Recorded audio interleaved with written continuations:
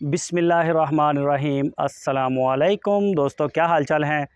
मैं उम्मीद करता हूं कि मेरे तमाम दोस्त खैरियत से होंगे। मैं तारक चौधरी और आप देख रहे हैं मुझे तारक अज़ीज़ यूट्यूब चैनल से। आज है 8 जुलाई 2026 और दिन है आज बुध का।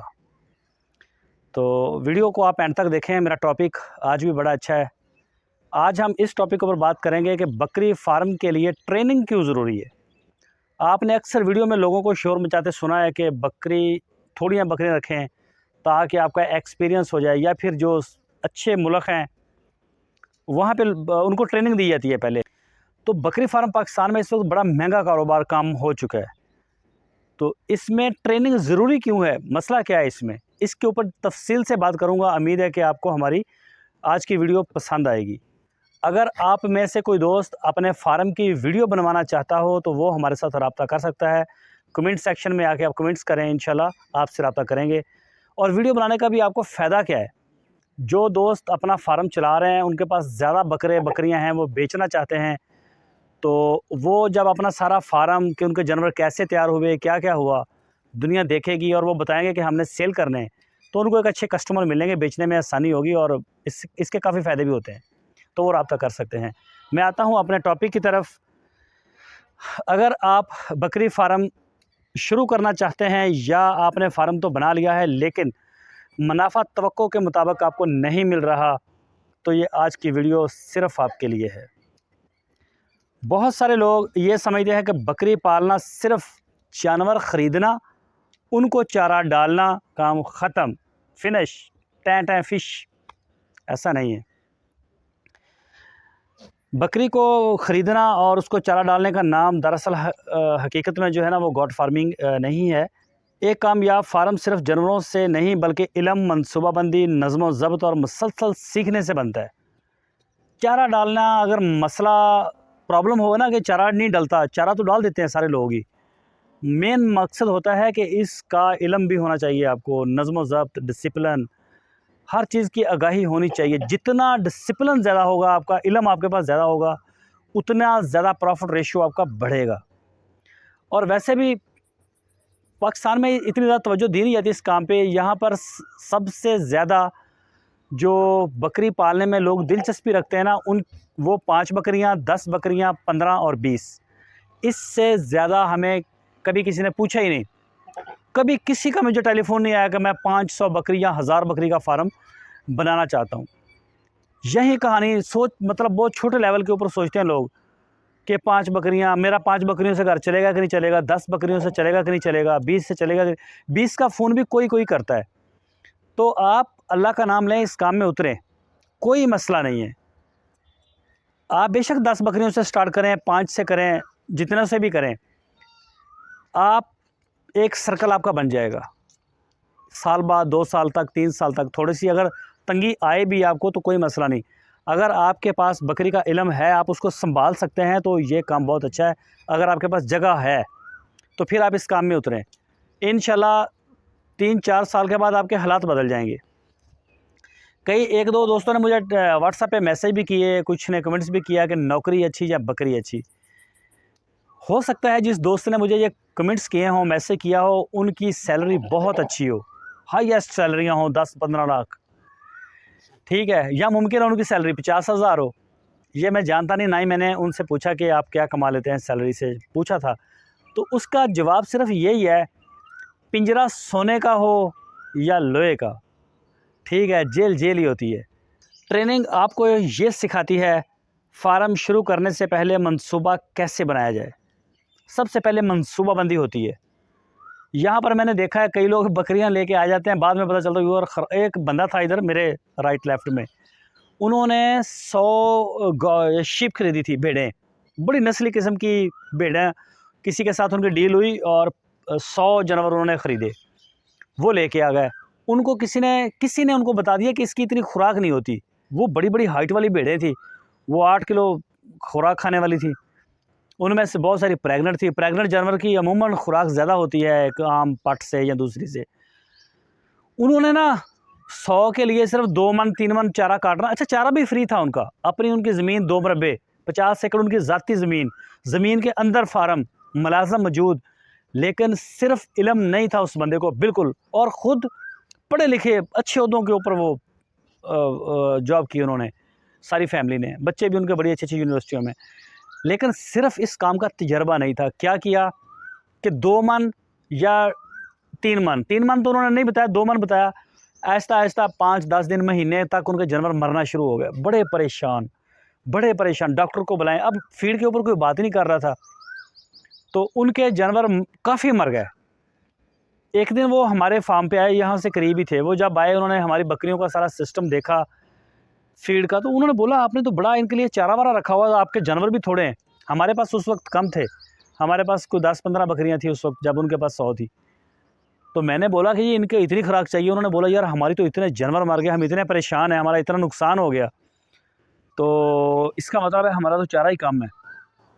उन्होंने जैसे चारे की मकदार बढ़ाई अपने फार्म में, वंडा डाला, उनके जानवर 15-20 दिनों में रिकवर होना शुरू हो गए थे, सेहतमंद हो गए। फिर बाद में उन्होंने सेल कर दी थी। ये चीज़ें ज़रूरी है। अभी कई लोग इधर लेके आते हैं, उनको बाद में पता चलता है यार इनका खुराक का ये खर्चा है, मेरी तो इतनी आमदन नहीं है। फिर वो कहते हैं हम फंस गए, बिक गए। मेरे सराउंडिंग में राइट लेफ्ट में 20 से ज़्यादा फार्म बंद हुए उन लोगों को जो बड़े तुर्म खान थे, जो कहते थे कि जी काम ही कोई नहीं। लेकिन उनके पास पैसे भी थे, सब कुछ था, जगह थी, मुलाज़म थे, प्लानिंग नहीं थी, इल्म नहीं था इस चीज़ का, तो उनको कुछ भी फ़ायदा नहीं हुआ। 20 से ज़्यादा बंद हो गए उनके फार्म शुरू करने से पहले मंसूबा कैसे बनाया जाए, अच्छी नस्ल की बकरियां कैसे पहचानी जाए। बकरी ख़रीदते वक्त आपको पहचान होनी चाहिए। अगर आपने ज़्यादा बकरी की परचेजिंग करनी है तो डॉक्टर को साथ लेके जाएँ, DVM डॉक्टर को मंडियों में, और ऐसा डॉक्टर हो जिसके पास अल्ट्रासाउंड की सहूलत भी हो। वहाँ पे अल्ट्रासाउंड कर करके आप बकरियाँ ख़रीदें, ये मेरा आपको मशवरा है। कभी मैंने किसी को परचेजिंग करवाई तो इंशाल्लाह मैं इसी तरीके से परचेजिंग करवाऊँगा। उनको मेरा नहीं ख्याल कि उनकी इंशाल्लाह आमदन में फ़र्क पड़ेगा दूसरे लोगों से, क्योंकि सारी बकरियां अंदर से क्लियर हो के देख के डॉक्टर होके करेगा तो फिर जारी होंगी जी। उसके बाद आ जाता है मुतवाज़न खुराक कैसे तैयार की जाए। अब खुराक पाकिस्तान में इस वक्त सबसे बड़ा फैक्टर खुराक का है। हाँ, जैसे ना मैं अब देखता हूँ, आपने ज़मीन अगर ख़रीदी है ना 5 मरले 10 मरले या 5 कनाल या ज़राई ज़मीन ख़रीदी है, कुछ भी आपने ख़रीदा है प्रॉपर्टी का, जब आप अपने नाम पे ट्रांसफ़र करवाते हैं, वहाँ जाते हैं, जब जाके वो आपके नाम करता है, पटवारी मटवारी जो हैं इनके, अब वो तहरीर ऊपर से ऐसे लिखेंगे अज़ख़द फ़लाना। वो मुझे तो उर्दू पढ़नी नहीं आती, मैंने पढ़ी नहीं ज़िंदगी में। कैसा उर्दू, आधी फ़ारसी आधी उर्दू, पता नहीं क्या, दुख्तम बलख्तम यख्तम, ये क्या यार आप लिखे हैं, ये तरीक़ है, ये बंदा आया, इसका ये वालिद है, इसने इतनी ज़मीन बेची है, ये अगवा हैं, इसने ख़रीदी है। एक 3 क्लासें पढ़ा हुआ बच्चा उसको पढ़ लेना, लेकिन नहीं, एक लकीर के फ़कीर हम आ रहे हैं। या फिर मैंने कई ऑफ़िस देखे हैं जो हमें इंग्लिश में दे रहे होते हैं। मैं बैंक में गया तो उन्होंने मुझे ना एक दिया का अपना फॉर्म दिया जो टोटल इंग्लिश के ऊपर, वो सिक्योरिटी से रिलेटेड था, सिक्योरिटी गार्ड के लिए ना, उसके लिए वो फॉर्म फिल करना पड़ता है। उन्होंने मुझे वो दिया कि ये आप देख लें, अगर आप ये करना चाहते हैं तो इन चीज़ों, वो मुझे समझ ही ना आई उसकी, मैं इतना ज़्यादा वो इंग्लिश तो नहीं कि मैं 1 मिनट में पढ़ के हाँ ठीक है। मैंने उनसे कहा कि आप ना मुझे टाइम दें, मैं इस तस्वीर बना के इसको लेके जाऊंगा, ट्रांसलेट करूंगा, उसके बाद बताऊंगा क्या करूंगा।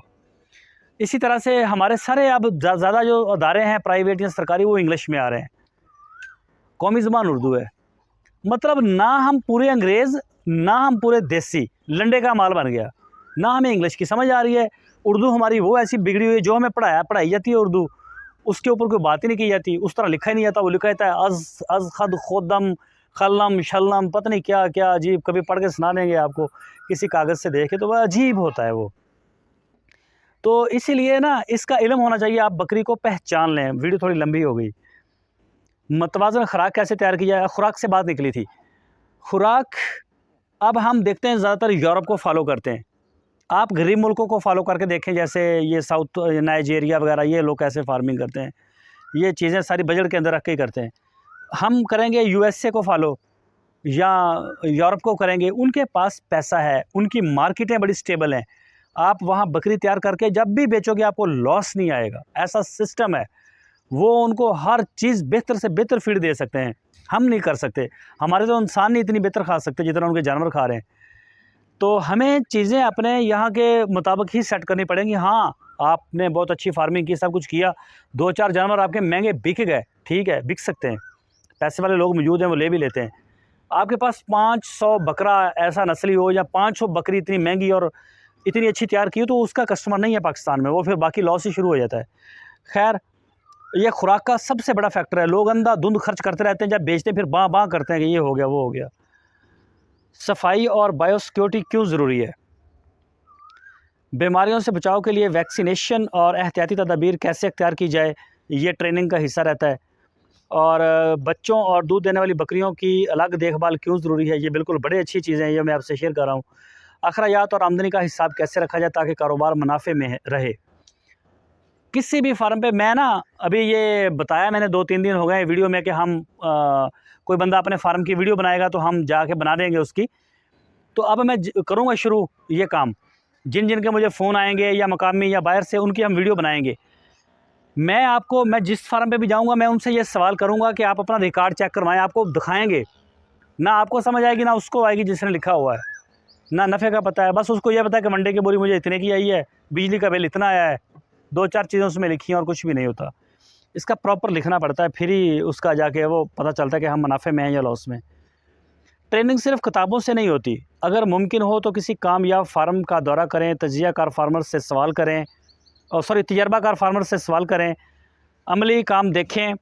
अमली तजर्बा आपको वो बातें सिखाता है जो सिर्फ पढ़ने से नहीं मिलती। समझ गए ना? ट्रेनिंग अब डॉक्टर भी बनता है ना, तो वो जब उसको डिग्री मिलती है तो वो इस काबिल नहीं होता कि वो ऑपरेशन कर सकते, थोड़ी अपनी स्टडी होती है उनकी। वो भी जाते हैं इंटर्नशिप के ऊपर, वहाँ पे जाके 2-2 साल लगाते हैं, फिर जाके उनको कोई आता है ये काम सारा। तो बकरी जो है ना, ये भी इतनी आसान नहीं है। कामयाब फार्मर ने भी कभी ना कभी आगाज़ किया था। आप दुनिया में बड़े बड़े फार्मर देखते हैं या पाकिस्तान में भी मौजूद होंगे, और उन लोगों ने 10,000 बकरी से स्टार्ट नहीं किया था, 5,000 से स्टार्ट नहीं लिया था, लिया थोड़ी बकरियों से ही थे, मैक्सिमम 100 से किया होगा। एक दिन उनका भी यही था, मसाइल उनको भी आए थे, प्रॉब्लम्स वहाँ भी आई थी, उनको भी सेटल होते हुए टाइम लगा, लेकिन अब क्योंकि वो बन गए, लगे रहे, गौर किया, सीखते रहे साथ साथ, और ये निज़ाम चलता रहा है। अगर आप वाकई चाहते हैं कि आपका फार्म तरक्की करे, जानवर सेहतमंद रहें और आपको मुस्तकिल आमदनी हासिल हो, तो सबसे पहले आप अपनी मालूमात में सरमायाकारी करें। सीखने के लिए ख़र्च करना पड़ेगा। बच्चों को जब आप पढ़ा रहे होते हैं कि ये इंजीनियर बनेंगे, डॉक्टर बनेंगे, तो वो मुस्तकबिल की जो आमदन आनी है उसके ऊपर इन्वेस्टमेंट हो रही होती है, तो आपको इस काम के लिए भी करनी पड़ेगी।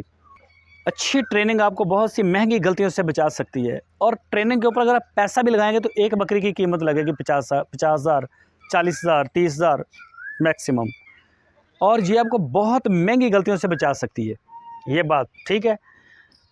और जानवर ख़रीदने से पहले इल्म ख़रीदें। हाँ, सीख लें पहले, जानवर ख़रीदने से पहले सीख लें, क्योंकि इल्म वो सरमाया है जो कभी ज़ाया नहीं होता, बल्कि हर रोज़ आपको बेहतर फ़ैसले करने की ताकत देता है।